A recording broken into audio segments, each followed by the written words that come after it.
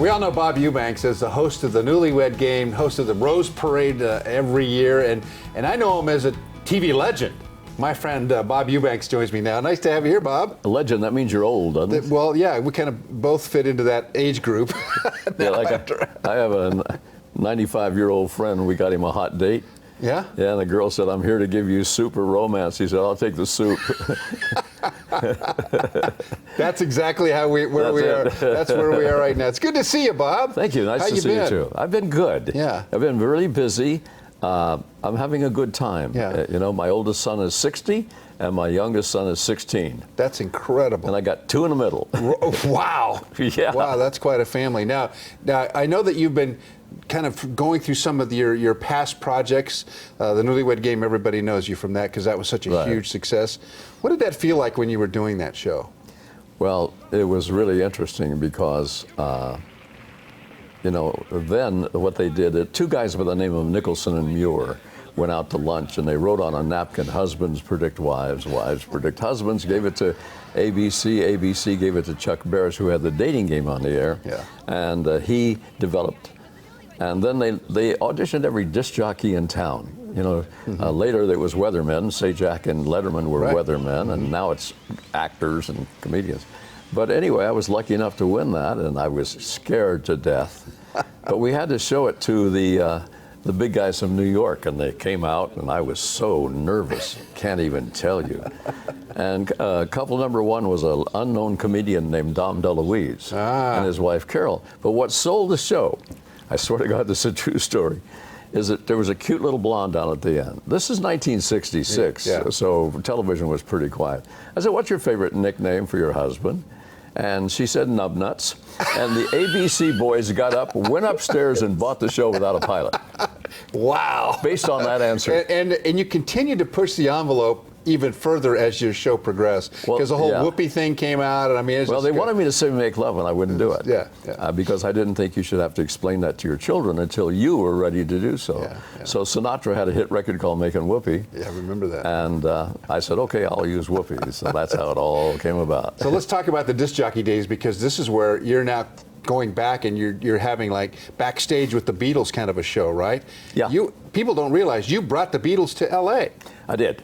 Tell me about that. Well, what happened, the Beatles did the Ed Sullivan Show on February the 9th, 1964, and the music world changed that night. Absolutely. It really did change that night. Then they announced they were going to tour America, and they signed with an agency called GAC. And GAC went to their normal promoters. There you are, by the way, behind George Harrison. Oh, yeah, there we are. That was 65. They went to their normal promoters, and the promoter here in town turned them down. He was used to buying Sinatra and Ella Fitzgerald for $10,000. These guys wanted $25,000. So I borrowed the money on my house in Hidden Hills. No. Wow.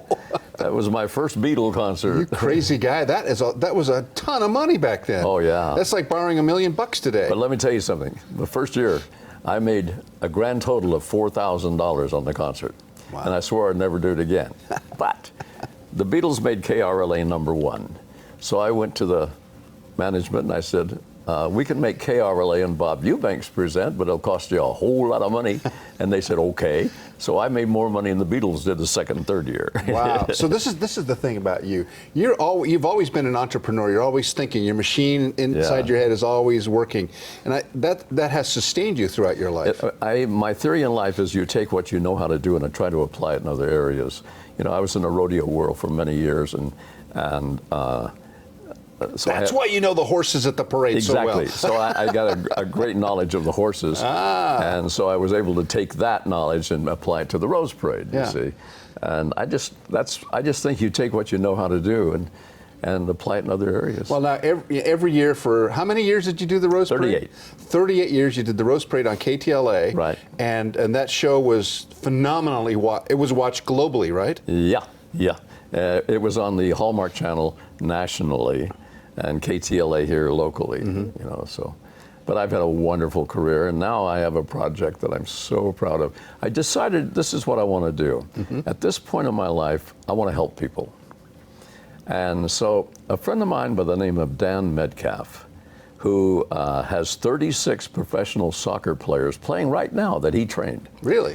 And he said, "You're having mobility issues, aren't you?" I said, "Yep," because of both hips replaced, back surgery, and I was walking, head down. He said, "Come over to my house and work out." So I went over to his house and worked out, and we started working on things. And during the next month, he invented a balance board. And I can look anybody in the eye and tell you it changed my life in 3 weeks. Wow. I couldn't play golf. I can now play golf. I couldn't stand on one leg. I can now stand on one leg. I can get up out of this chair without help. I couldn't do that before. So we took the balance board to some other friends, and it had the same effect. Mm-hmm. And so Dan got a patent on it, and we raised about $1.5 million in about 30 minutes. And it's wonderful. Wow. So is this board capable of, I mean, because a lot of these systems are very dangerous to people who are elderly, right? This one's not dangerous. We have people with all kinds of problems mm-hmm. that are using the board. But it will change you. If you're having balance issues, yeah. And we found a medical report not too long ago that says if you have good balance, you can extend your life expectancy by as much as 8 years. Wow. It's amazing. And I am so proud of this because it'll help people. Okay, what's it called and where can we buy it? It's called the 60 Up, the number 60 Up balance board. And if you go to 60up.com, that's where it is. I don't even know what, it's not a money thing for me. This is a thing that I want to help people with.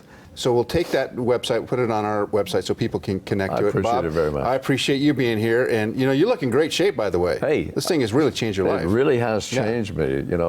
I married way up. I noticed that. My wife is the #1 wedding planner in all of Southern California. She's terrific. Is she Is well? she terrific, yeah. Yeah, wonderful. She's wonderful. I'm very blessed, and now I want to help people, and the 60 Up balance board will do it. Bob Eubanks, great to have you here. Thank you, man. Thanks so much for visiting. All right. Come back and see us again. I will do that anytime. All right.